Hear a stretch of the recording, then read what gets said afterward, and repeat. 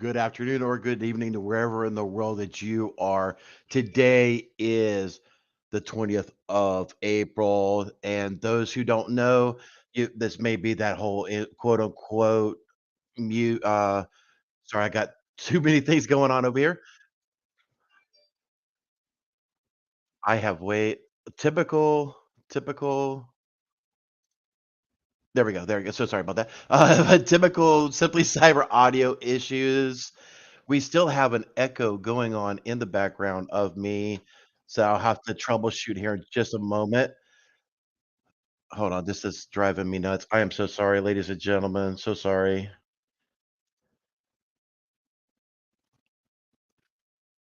Are you guys hearing the audio of the Alright, so I'm hearing there's no I'm wondering why that is. Alright, you know what? We'll just tub it through. I will just hear myself throughout the rest of this. I apparently have myself getting played up somewhere else. I don't know where, but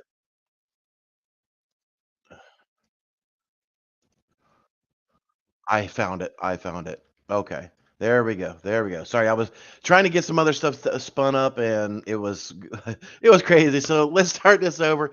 Good morning, good afternoon, good evening, wherever in the world you are. Today is April 20th, the quote unquote 420 for those quote unquote people who love to partake in some of the libations of that type of things.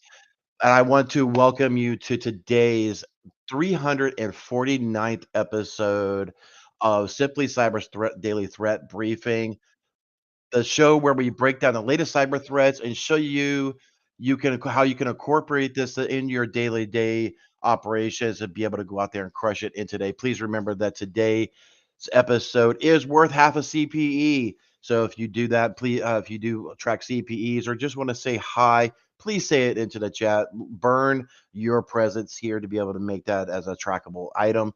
So that way, if you ever get audited, it will be undisputed. And I tell you what, ladies and gentlemen, we definitely have a interesting meme of the week from the one and only Haircut Fish. It had me perturbed. It had me laughing all at the same time. You'll have to wait for the mid roll. It is next level. It is next level. If y'all remember the last time we were here, he put me in as Saul. Um, and this time he's gone. It's almost like Wrecking Ball, but I don't wanna give it away. It really, really is a good one. But before we dig into the show, we definitely wanna give a shout out to the sponsors. Let me get this fired up. So first, I wanna introduce you and tell you about Panoptcy Security. Uh, Panoptcy Security is quantified risk assessment. Look, folks, if you want to be able to figure out where your vulnerabilities are before you need a company like Barricade Cyber, Panoptcy Security is going to be able to help you do these things. They are going to come in, they're going to help you figure out, where the nuggets lay, things of that nature that are potentially an issue for your organization. Please check them out, panoptcy.com. Link is, of course, down in the description. And also want to tell you about XM Cyber. Organizations are overwhelmed with tens of thousands of exposures across the cloud and on-premise environments on a monthly basis. Reducing cyber risk, y'all, it really is the most important task any organization should be able to do, right? That should be, you guys should have a dedicated person or outsource that to somebody that could be able to take a look at these things and minimize these things on a ongoing process, right? So every day you minimize two vulnerabilities, next day you do two, the following day you two. These things start dominoing, and you're able to really improve your threat landscape across your entire infrastructure and be able to make things a lot better for you guys. Um, Discover the most critical threats and practical tips on how to overcome remediation fatigue with a new approach to efficiently reducing risk with XM Cyber's 2023 State of Exposure and Management Report. Get the report, of course, in the description below. I know there's a little bit offbeat, we don't have the music going, things of that nature. But we will make this thing as best as possible. But I want to take a shout out to those who are team live. I love that that is now a constant thing that everybody is saying, when you are team live, if you're catching this on restream, thanks so much. Hopefully you probably watch the intro and be like, what in the holy train wreck is this? But again, thank you to the team replay, team hybrid that's doing the 2X, trying to get caught up and up to speed on everything. Probably just had a seizure at the beginning of this one. And I want to give massive shout outs to those who are just like me, passive observer, hiding in the background. Come forward, say hello that you are a passive observer. People will be very, very friendly. I promise. This is a very inclusive group. They nobody is going to laugh at you. Like the old Simpson, ha ha. They're not going to do that except for the character of off of the Simpsons show. Yep. So, everybody will say hi. Everybody would be very inclusive. And those who don't know, my name is Eric Taylor. I am the CEO of Barricade Cyber Solutions. We are also a sponsor of the Simply Cyber team, but we will refrain from that for maybe a later time. But everybody pretty much here, if you've been here for a while, you kind of know about me. So we'll go off of that. And with that said, I want to start kicking off into the show today because you know how I get, why I do promise to keep this thing PG-13, aka a Disney room, if you will, and not go ultra spicy and make Jerry mad at me because I want to be very respectful to him. Um, we do have a dolphin sounder. So if I do decide I want to start cursing or get a little crazy, I got a dolphin sounder effect now. One of these days I need to get this set up like Jerry. But anyway, let's get started. For those who don't know, we are doing the top news stories from CISOseries.com. And with that said, we're going to start kicking off the news.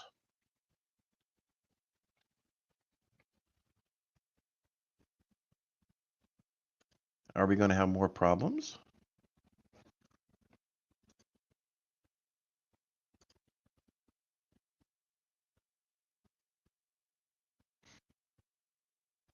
Oh, this is great.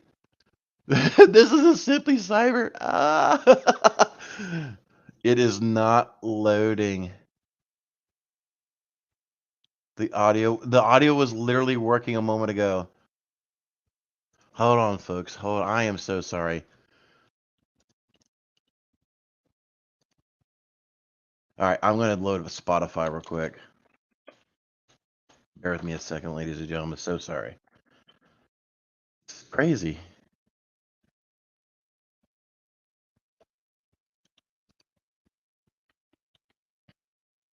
And I'm not sure if I could be able to play it because I'm not on Spotify. Okay.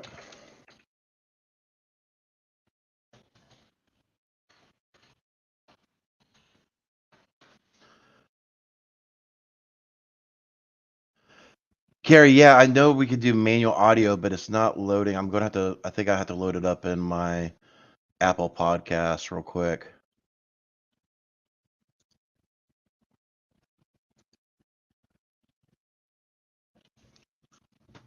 I think.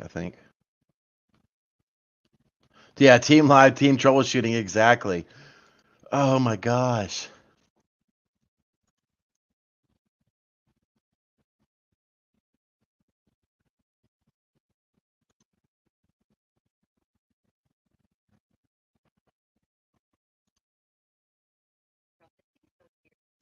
All right, we're going to try to do it this way, ladies and gentlemen. Hold on one second. We are going in crazy mode. Crazy mode. We'll do this.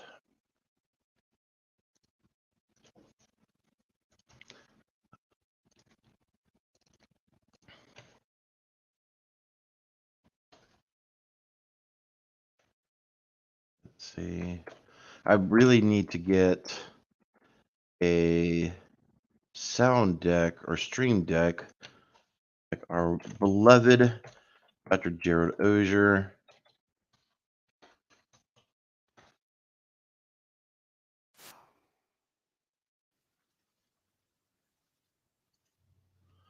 All right, so it's not the way that I wanted it to be, but I think y'all may have just started hearing that. Let's see. Nope, it's not. Okay, hold on. Audio issues must be Thursday. Yes, Laura. Yes, Laura. It is.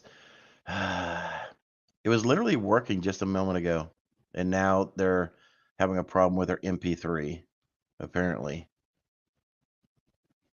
So, all right. Let me know, ladies and gentlemen. From the CISO series, it's Cybersecurity Headlines.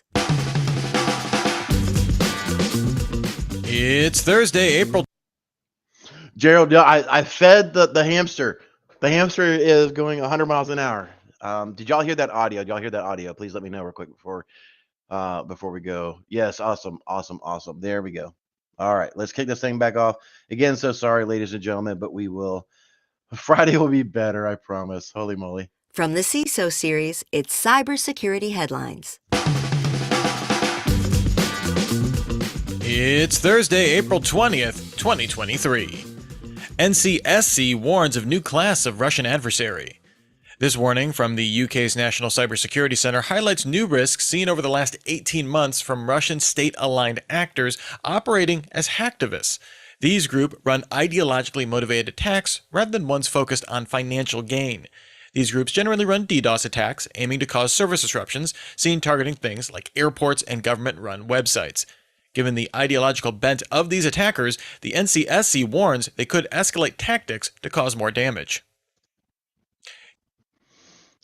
Yeah, I mean, ladies and gentlemen, this really is no surprise, right? I mean, you kind of seen it. I kind of joked around a little bit in mod chat when you yesterday, where Southwest was having a problem with their technical issues, and I said technical issues equals undisclosed cybersecurity vulnerability or risk or issue. But in all seriousness, no, this really threat actors really are making a change, right? So you're gonna get a little inside scoop if I haven't been following the podcast as much, but threat actors are definitely changing. They are not doing quite as much quote unquote ransomware, but they are doing more and more data leaks. They're doing more and more uh, you know tactics to cause an impact on an organization. So excuse me. So I mean, pay close attention that you're still going to have data exfiltration, you're still going to have DDoSing, you're still going to have all these things, but you're not going to have the pain of downtime of ransomware as much. Why? Because a lot of companies have a little bit more sophisticated EDRs. They're using CrowdStrike, they're using SentinelOne, they're using some of these programs that allow for more easy detection and more robust capabilities. So they're not going to see that as much. You're not going to see that as much. They're going to come in, they're going to load their persistence, and they're going to exfiltrate, and then they're going to cause massive mayhem and hysteria against the organization to ensure they get paid, right? So if you can cause, however, a threat actor can cause potential downtime, grief, whatever that form is, whether it is ransomware, whether it is DDoSing, whether it is, leaking out data or all of the above, it doesn't have to be a quote unquote ransomware, where if you locked all your files, they're just financially motivated in any way they could be able to get their money, right? So, as internal IT folks advance and start to become more and more aware, they are going to pivot. So IT people and cybersecurity folks, they need to pivot as well. So this is nothing new, at least in the infosec. We've been seeing a lot of, a lot of different TTPs that have been coming out. So we'll carry on. GitHub adds action to help open source security. We've covered attacks on the software supply chain for years now at this point on this show. Recently, NPM seems like a popular target for malicious packages.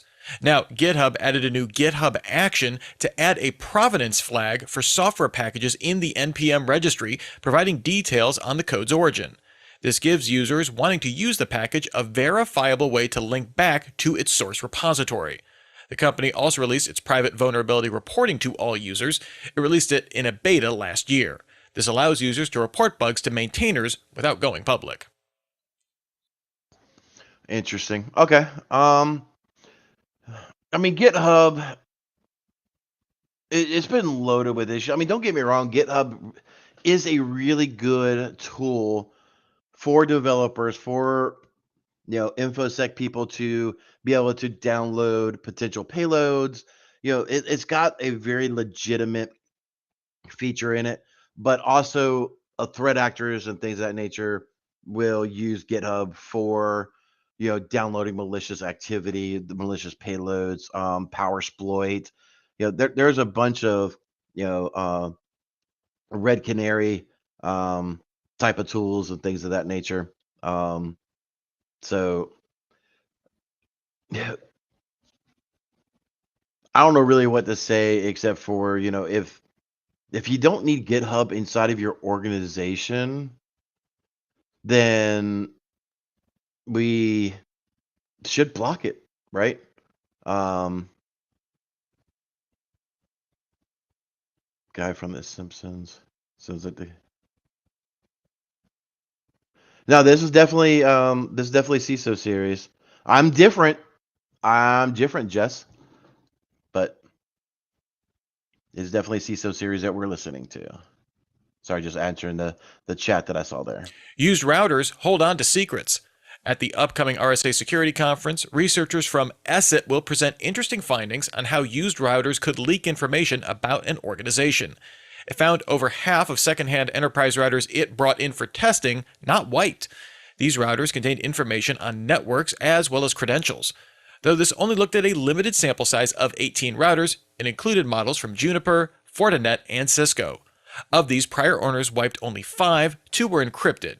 9 remained fully accessible. All 9 exposed routers contained enough information to identify where it came from. 2 of these contained customer information.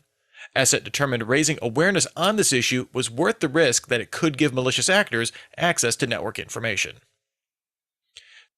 All right, so the guys that I work with here, Barricade, they like call me a boomer, but this right here just triggers me. I mean, okay, we got a phone modem here, we got a router, we got a LPT printer, we got serial ports. I mean, if this doesn't trigger you for of some really old technology that you're like, I remember this stuff. Yeah, man. Anyway, it's crazy, crazy. Um, so yeah, I mean, this is no surprise. I can't tell you how many times that if you're going to, all right, let me put this delicately. How do I say this without getting in trouble? All right, so inside of your standard operating procedures, you honestly need to put in a policy where you are factory resetting your gear before refurbishing, before selling this gear out. If you're just going to be setting it up on the shelf as a backup or a loaner or whatever, then it's got to be then that's okay. But you got to go through your due diligence, right? You got to make sure that you have securely wiped your devices because a lot of them will have legacy. I can't tell you how many times we have found a old FortiGate, an old Palo Alto, an old, Cisco firewall, and they put in a new one and they use the same site-to-site VPN creds for the past 100 years, you know what I mean? But they never updated their IPsec creds because, they would just stand up this one, there'll be a multiple site location, 5, 10, 15 locations or whatever. And they're just replacing, and it is easier just to put in that IPsec pre-made key and bring back the entire hub and spoke or the multiple site-to-site VPNs. But, if you've got that old technology sitting on the shelf before you refurbish it, then if you're selling it off at a garage sale and somebody consoles into it, 9 times out of 10, a couple commands, and you're going to reset the admin, and then you can get all that information. Some of the older technology did not do a very good job of encrypting a lot of these passwords. So Bob's your uncle, and you got access into potential a network. A lot of newer ones will limit it by WAN IP addresses, but it kind of is what it is, right? So just make sure you're doing proper sanitation before you're doing your refurbishment of your equipment, selling it, whatever the case is. Surveillance on the rise, morale on the decline for IT workers. A new No. study released by 1E found that most companies expect to use some sort of employee productivity surveillance in the near future. 79% of respondents that hadn't implemented such a system said they expected to use one in the next 3 years. This comes as 73% of IT managers reported not being comfortable instructing staff to use those systems, with over a quarter saying these tools increased turnover and made hiring harder. Most IT workers, 72%, say they would help coworkers find workarounds to these tools. The report found that when organizations deploy workforce surveillance, 26% of IT workers report a decrease in morale, with 30% seeing an increase in employee anxiety. Hey, we'll get to that in 1 second, but what in the are companies thinking? Yes, I just dropped the dolphin. I brought in a dolphin. Because what the F, God, ladies and gentlemen. Oh my gosh. So these have to be. So this is literally. So those who don't know, oh my gosh, thank God I had the foresight to put the dolphin up. Companies will put in a activity monitor. They call it productivity surveillance technology. In essence, in a nutshell, what this does is it captures your screen, it captures your keystrokes, and it finds out what you're doing.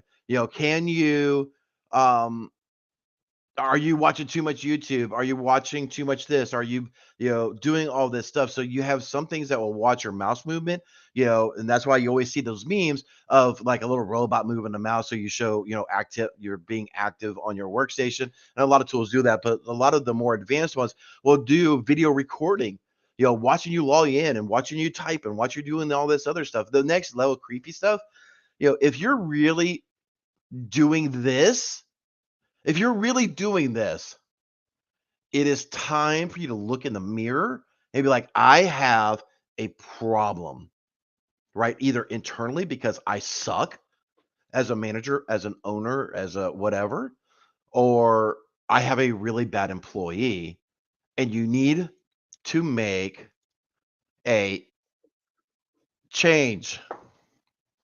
This is bad, ladies and gentlemen. This is bad. I mean, no wonder morale is down. I mean, you can't already find enough IT people, and now you want to freaking watch their every move like a creep? I mean, come on. This is get over yourselves, people. Really. All right. On to the mid roll. Here we go. And now, a word from our sponsor, Pentera. This episode of Cybersecurity Headlines is made possible in part by Pentera.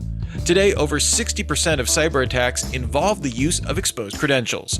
Now, for the first time, security teams can address this critical threat head-on. Pentera collects an organization's leaked credentials and automatically tests their exploitability across the external and internal attack surface. Pentera's customers find that leveraging the Pentera automated security validation platform as part of their exposure management strategy increases their ability to identify security gaps, improves the efficiency of remediation processes, and maximizes their security readiness. To learn more, visit pentera.io. Intel. All right. And of course, I wish I had music. I meant to get with Jerry earlier and find out, because I know he's doing the advertising on the replay. I didn't know what was appropriate or whatever. I really wanted to have a, some sort of music that we could be able to play. during the mid roll, because I do know that's the thing. The hey, hey, hey. Oh, but anyway, if you're enjoying this content, you're watching me enjoying me being a complete train wreck and going full dolphin mode. I just see the comments about going full flipper. That's pretty crazy. But yeah, um, please smash that like button. Please share this with somebody. And with that, spread the word, help other people know that there are this great community for people to be able to learn and advance their day-to-day knowledge and be able to be more impactful, right? So with that, I want to present to you, ladies and gentlemen, Haircut Fish's meme of the day. And this is, I'm not sure, can when I mute myself, I actually go off audio. I really, Gerald, when you get back next week, we need to figure out how to set up my stuff a little different. Anyway, so I can't lower myself, but I want to make this thing as big. So introducing the Thursday meme of the week from our one and only Haircut Fish. I'm just gonna maximize this as much as I can. Be right back in a.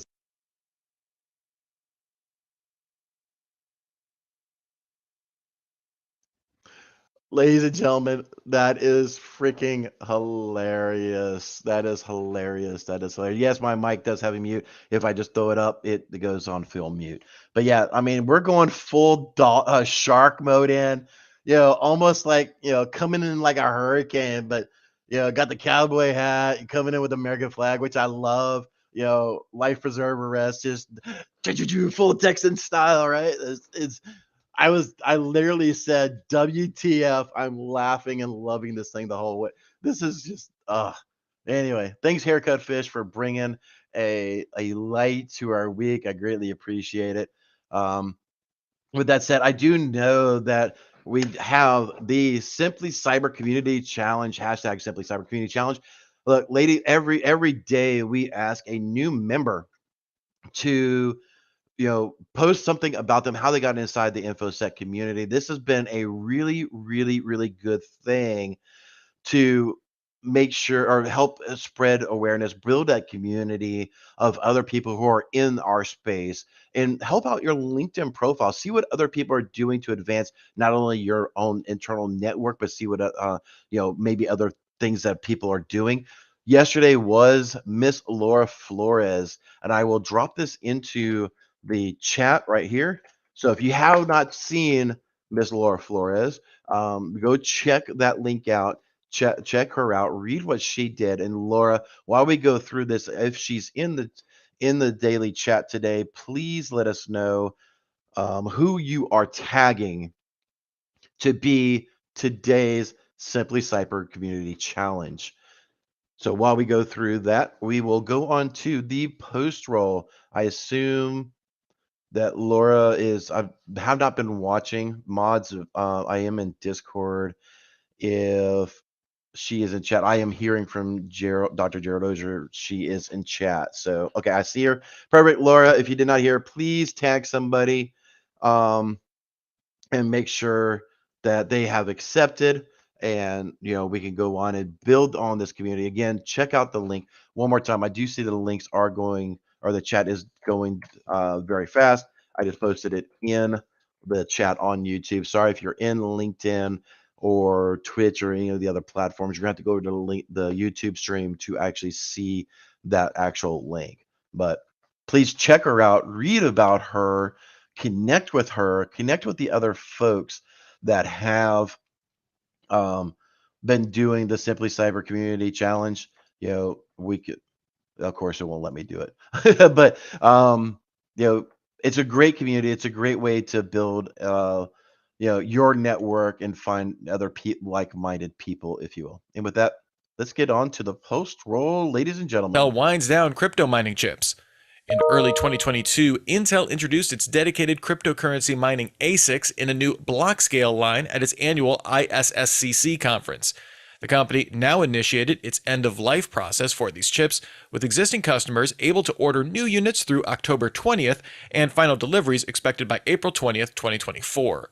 Intel did not announce successor chips, but said it did not plan to exit the crypto mining ASIC business entirely. Since CEO Pat Gelsinger came into his role in 2021, he's eliminated a number of Intel business units, including Optane, Barefoot network switches, and its laptop modem line. Law enforcement. Yeah, I mean, no, blockchain. Yay, blockchain. Crypto mining and everything. I mean,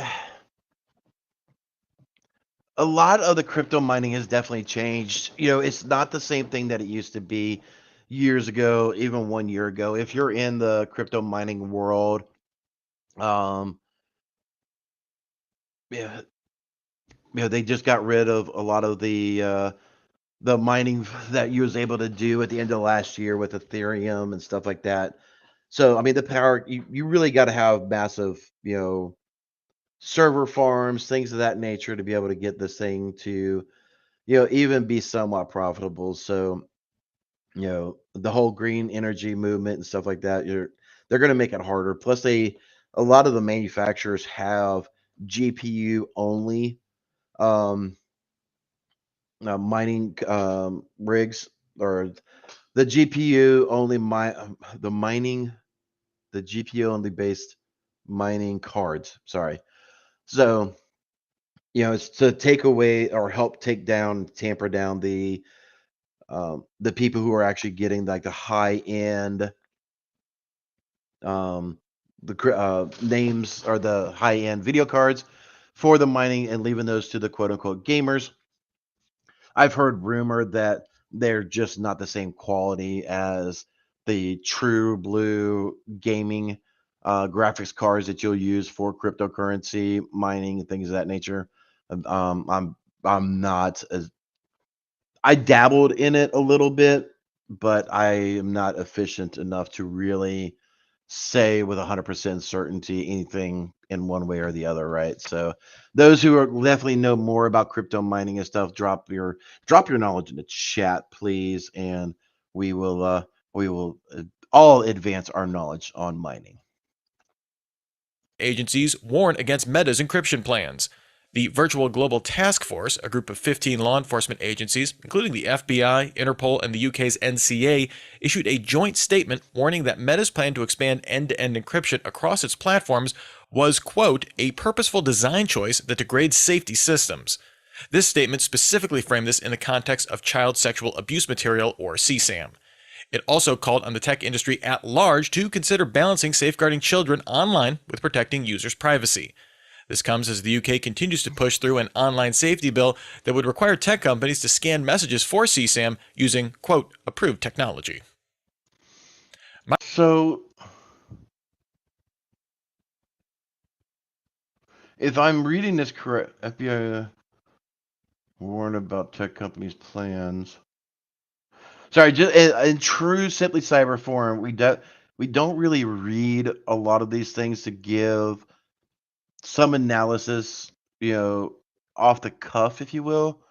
So it's not a scripted podcast by any reason, but I am all for for Indian increase, the increase of Indian encryption, making sure that communication is private.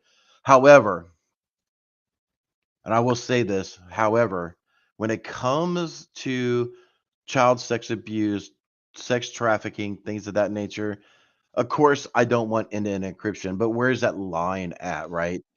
Using things like WhatsApp, Signal, some of these other tools that allow for end-to-end encryption and help hiding the bad guys hiding what they're doing, of course, is a problem.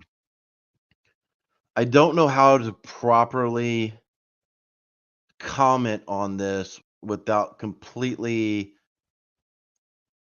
going nuclear, because there's no easy way to do end-to-end encryption and protect the sex trafficking. I d- it's a massive issue. It really is. And this whole sex trafficking thing is definitely a separate topic that we won't get into today, but if you don't know, read up on it.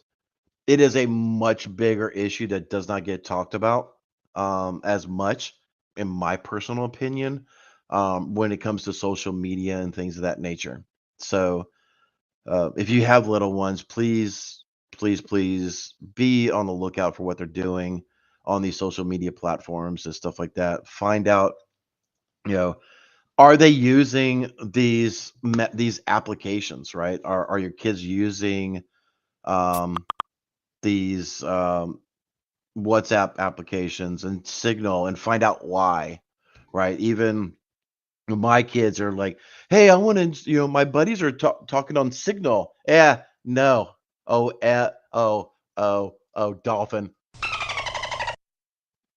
But no, you do not need another application to do your communication, right?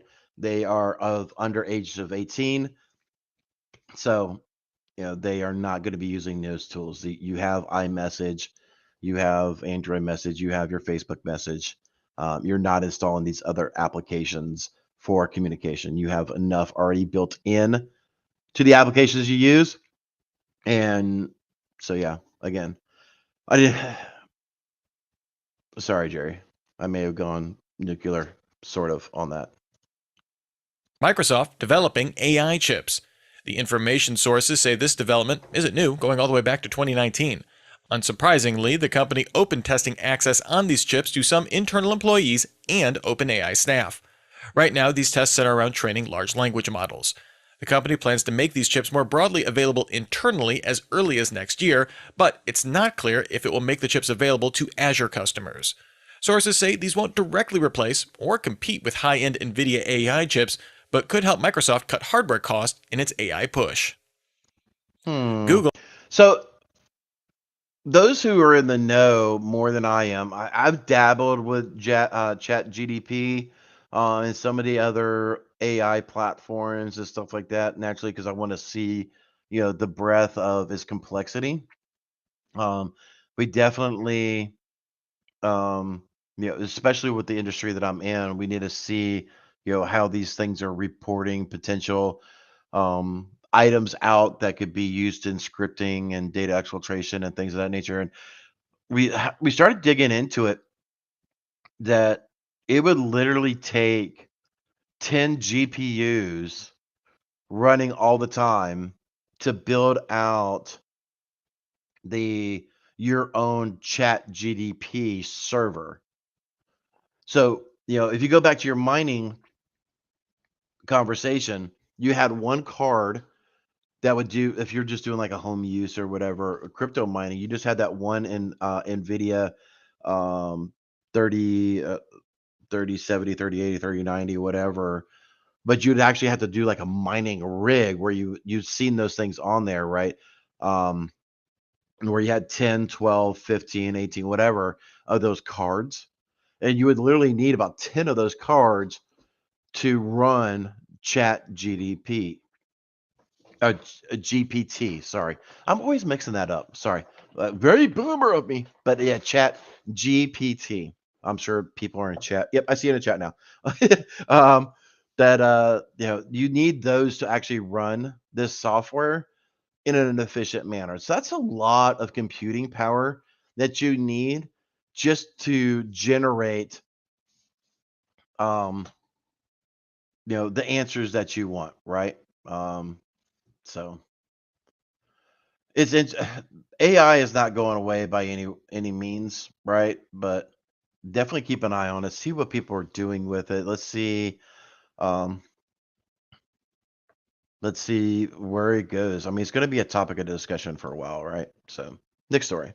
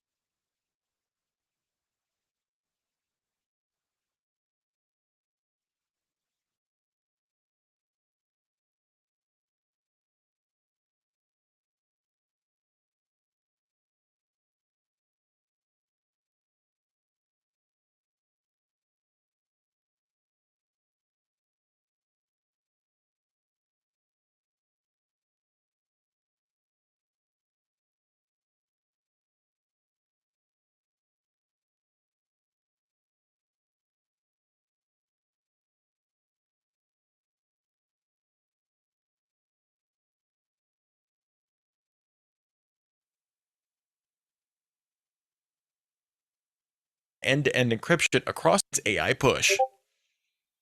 Google patches Chrome 0 Day. This latest emergency patch marks the second actively exploited 0 day this month, although it's also only the second in 2023. No details about how attackers look to weaponize the vulnerability. All we know is that it involves a high-severity integer overflow in Google's open-source 2D graphics library, Skia. Likely, this could lead to crashing devices or remote code execution, but we'll have to wait for Google's full technical report. Updates are available for Chrome on Windows and macOS, with a Linux update coming soon. Hooray! Now that we're done with some of the audio issues, ladies and gentlemen, yeah, definitely go out and patch your Google Chrome. Go out there, find out, do your devices have Google Chrome installed on them? If they are, what versions are there? Get them updated. It's definitely a 0 day freedom for the company to do. Yeah, no exploitation details. Okay, so yeah, it's going to take a little bit of work for a threat actor to potentially do this. This looks like it definitely, if it'll be a server side exploit where you're actually seeing a website and it will be able to potentially get this. So just be careful what sites you're going to. But just go through and patch your stuff, right? I know a lot of tools like Nanite and things like that will help you patch your gear. With that, thank you everybody for tuning in for a train wreck of an audio. Sorry for so many issues that we've had today. We have incorporated the dolphin. I do appreciate everybody. We have also, we did see that Daniel Neese was tagged in the Simply Cyber Community Challenge. Please go out there, Daniel, and post on your LinkedIn. Everybody go follow him. Look for his post sometime today, and we'll kind of go from there. With that, thank you so much. Greatly appreciate it. Tomorrow, I promise, will be a little bit better on the audio.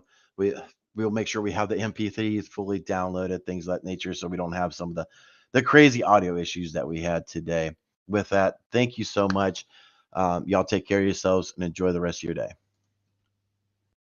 There once was a kid whose passwords laid across all sites, they were the same. A criminal then found their fame by taking that data to go.